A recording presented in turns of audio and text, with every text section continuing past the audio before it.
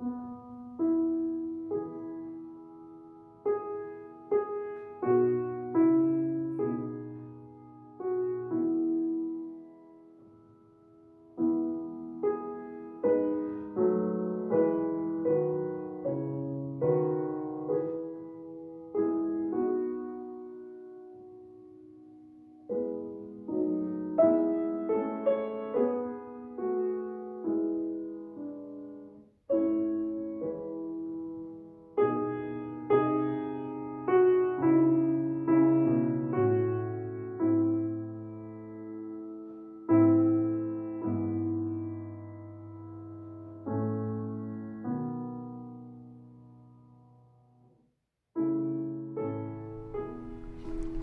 terrified. I'm confused. I have more excitement and joy and confusion I've ever had in my life. See, they've sent me with Judas to go arrest this man, this man they call Jesus, this criminal, this traitor. And so we go to Gethsemane to arrest him, and we find him, and he's just standing there. Like he's waiting for us.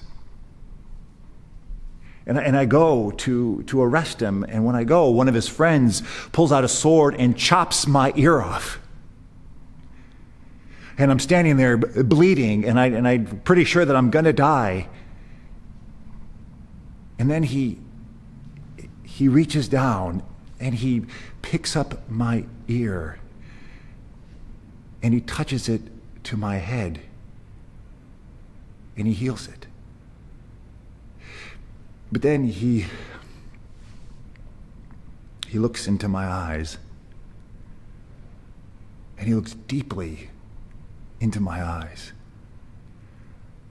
And I've never felt so much love and awe before.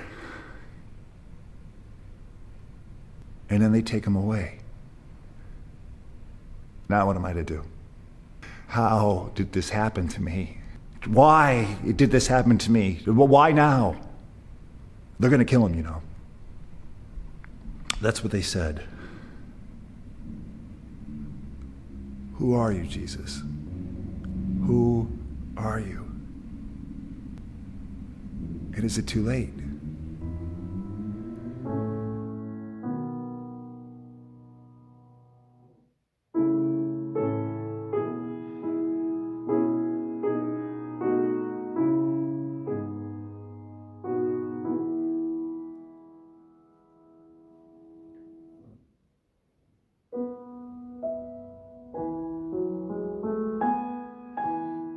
I had nightmares all last night. It was the worst night of my life. It's all because of this man, Jesus, that was brought before my husband this morning. Pilate doesn't know that I have seen Jesus before. I didn't want to tell him because he would have thought I'd gone native. That's not the case. I know he's innocent. Let me explain. I'm from Rome, and I never thought by marrying Pilate that I would end up in this backwater of the empire. It's hot, it's dry, it's miserable. But there's one redeeming feature. You see, Pilate and I are what you might call truth seekers. We've lived in every part of the empire because of Pilate's work, first as a soldier, then as an administrator, and we've seen gods and goddesses in each different place, gods of the sun, the moon, gods of hunting, and gods of fish, you name it. People will worship anything. It's just ridiculous. But the Jews believe there's just one supreme God who created everything from nothing. He's outside of his creation, but he loves his creation. And Pilate and I think that sounds like the truth. So I wanted to find out more about this religion. So I asked my slave girl, Miriam, who is Jewish, if she would take me down into the city during this Feast of Tabernacles that they're having. It celebrates something like 40 years wandering in the wilderness, and they stay in tents waiting to come to the promised land. This. So we went down to the feast, and that's the first time I saw Jesus. He was speaking to a group, and they were just mesmerized. He captured their attention completely. But I didn't think too much more about that. It was later, maybe a week later, I went down to the pool of Siloam with Miriam, and I go there often because it reminds me of Rome. It's like an oasis. It's cooler, there's a fountain, it's just beautiful, and I go there regularly. So we go to the pool, and once again, I see Jesus. And he's with the blind man who is often there. I've seen him over the years. Must be blind from birth. Jesus is putting mud on his eyes, and he's telling him by his gestures to get down into the water. I can tell, what he's asking him to do. And the man does. He gets down into the water and washes the mud off of his face. He comes up out of the water, and he says he's seeing. And he is. Jesus did a miracle. A man who was born blind can now see. So I turn to Miriam, and we're talking about this, and apparently she's seen more of Jesus than I have, because she tells me that he calls himself the light of the world, that if you believe in him, you don't have to walk in the darkness. You'll have the light of life. You'll know the truth, and the truth will set you free. And just as she said that, Jesus looked at me. And it was the most intense and penetrating gaze I've ever experienced. It was like I was the only person in the world. I, for a second, couldn't move. So, last night, I have these nightmares that this man who has done a miracle, who speaks the truth, is being tortured. He's being beaten and whipped and scourged, and he's crying out to this supreme God whom he calls his Father.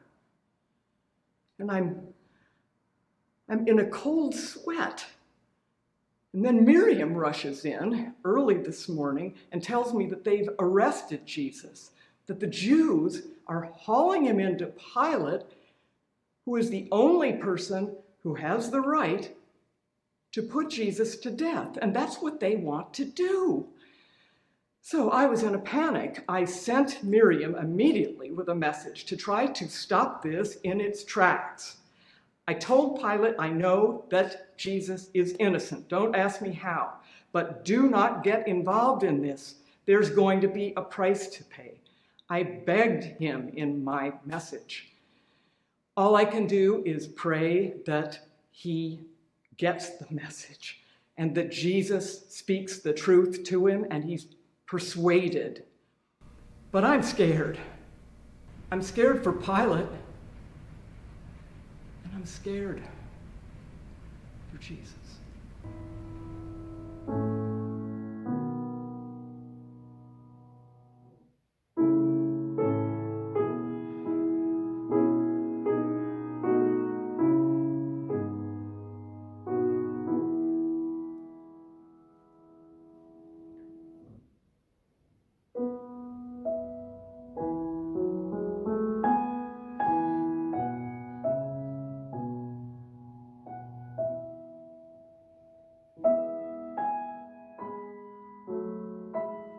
What did I just do?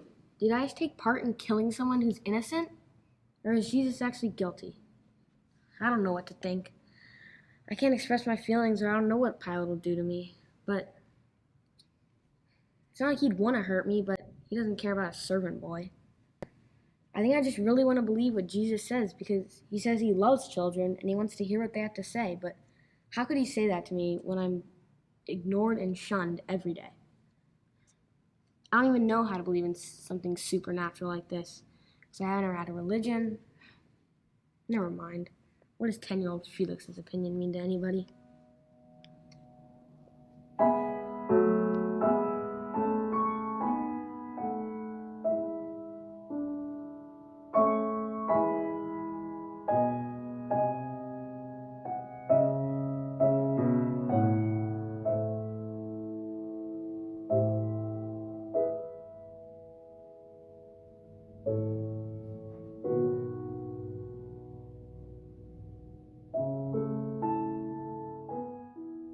I have just returned home. It is very late and the rest of my family is asleep. Today, several hours ago, I watched as my nephew, Jesus Christ, the Son of Man, the Messiah, the way, the truth, and the life, was crucified. As I watched my sister watch her son in complete and utter agony, my heart broke. He was supposed to be the one. But now he's done. He said so himself. It is finished. He started his ministry 3 years ago when I was only 11 years old, and I've followed him the whole way through. I wish I could talk to God about what had just happened.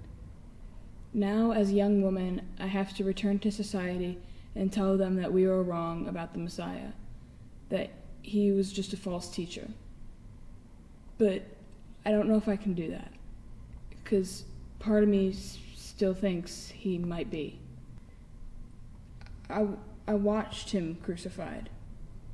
I was there when they laid him in the tomb and when they rolled the stone in front. So there's just no possible way. But a part of me is just not at rest. I mean, I think he may still be. But no. I mean, I was there. I witnessed him crucified.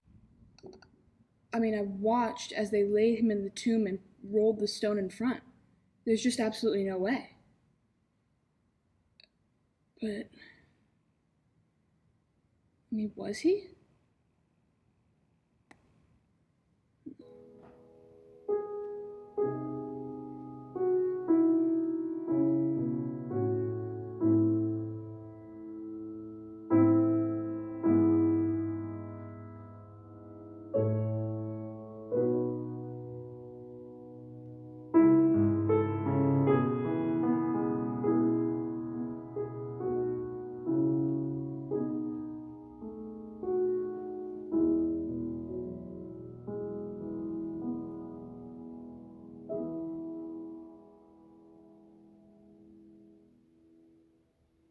That was the most powerful thing I've ever seen. Truly, you are the Son of God. I've never believed in religion before. I've never believed in gods. I was born on the streets of Rome, enlisted when I was 18, and now I'm a centurion in charge of 100 men. I've never believed in God. I believe in the Legion. That's my God. That's who I serve. But what I've seen today, we were assigned to Jerusalem about a week ago as a peacekeeping force. During the Passover, there was supposed to be some problems with this Jesus of Nazareth. He came into town, and I saw him with a few of my men. He was on a donkey with tears in his eyes and people throwing their cloaks onto the ground. What sort of God is this? Where are his armies? Most of the kings and the gods that I've seen are powerful, they're boastful, but I've never seen one like this. He gets arrested. That's when me and my men came into play. We had to take him into custody. We were told to flog him. Do you know what a flogging entails? It's a whip, and at the end of the whip there are these strands with metal and bone. They tear through the flesh. And my soldiers flogged him 39 times. Many people die from a flogging, but he survived. This king, this God, he did not have anyone come in to try and rescue him. He withstood it with dignity, what you would expect from a Roman soldier. And after that, he was mocked. He was dressed up in a cloak and a crown and taken before his people. He's given the opportunity to be free, but they want him killed. They want him crucified. They even release a known murderer into their midst so that he can be killed. And then we took him for the crucifixion. Now, I've seen death in my travels. I've seen hundreds, thousands of men die in war, battles, insurrections, and crucifixions. But I've never seen a crucifixion like this. We hammer him to the cross, and my men hoist him and the cross into the air. This God had no one come in and save him. The dignity he displayed was none that I've ever seen. He did not ask to be released. He did not beg for mercy. Instead, looked upon me and my men and asked for us to be forgiven for what we were doing. He forgave the man next to him. He looked after the well-being of his mother while he was nailed to that cross. I've seen boastful gods. I've seen powerful gods. What I saw was a God of peace, and the compassion he showed towards all those around him is a God of love. And at the moment of his death, the ground beneath us quaked. Rocks fell. People ran in terror. I've never seen a power like that before. So now me, the centurion, the lifetime legionnaire who's believed in nothing but his military surroundings, I am questioning what I should be doing in my life. Do I worship the legion, or do I take up arms, my soul, to follow this God of peace, this God of love?